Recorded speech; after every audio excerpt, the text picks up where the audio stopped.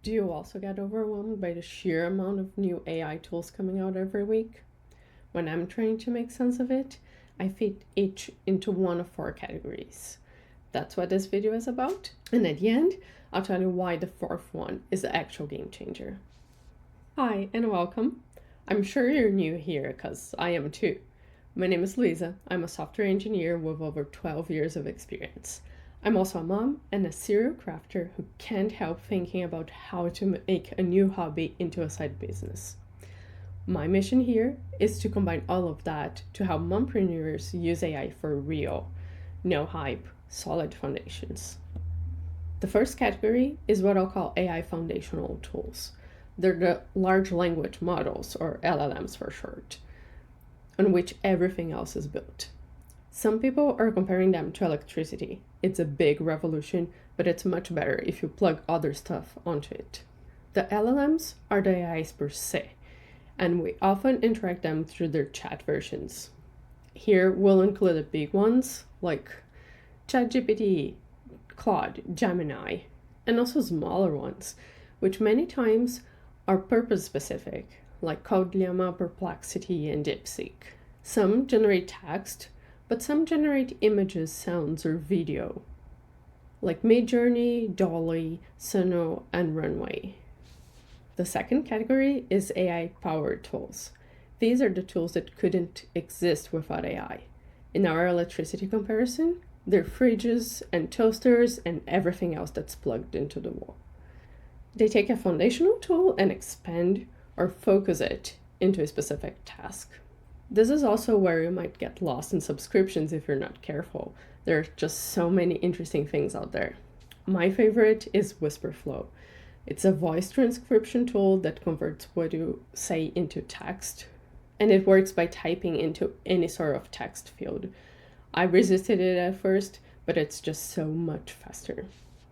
A few others would be Descript for video editing, Fireflies for making transcripts and action steps, 11 Labs for voice automation. Even Siri and Alexa would fit in here. Each one of these does one specific thing really well. They add a functionality to the base model. That's the pattern of this whole category. The third category is AI-enhanced tools. These are the tools that didn't change that much. They might be a well-established tool that now has a chatbot attached, like Google Docs has now. Or they're just simpler tools. Think of all the financial tracking apps, meditation timers, meal planners, news apps. They still look and work the same as they did before AI, but they might have been built by one person instead of a team, as we can see in the explosion of software as a service products. These two scenarios, adding AI or using AI to create something faster, are becoming the norm, and we're going to see more and more of it every day. The user experience hasn't changed all that much. You can still use the tools as you traditionally would. It's just that you have more options now. Now, the last category is arguably the biggest change in the AI era, and it's what I'm calling local tools, or tools that you build yourself.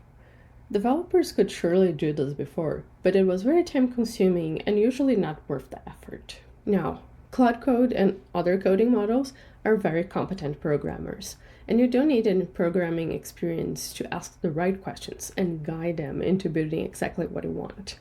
These are tools that are 100% customized to what you need, and they run on your local computer.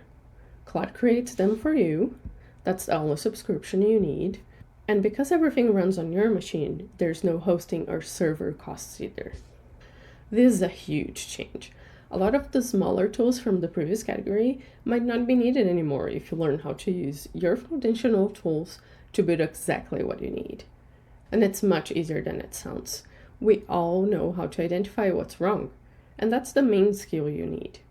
The other skill you need is just a little bit of patience to iterate, that is, to keep asking your AI to make small improvements here and there until you're satisfied.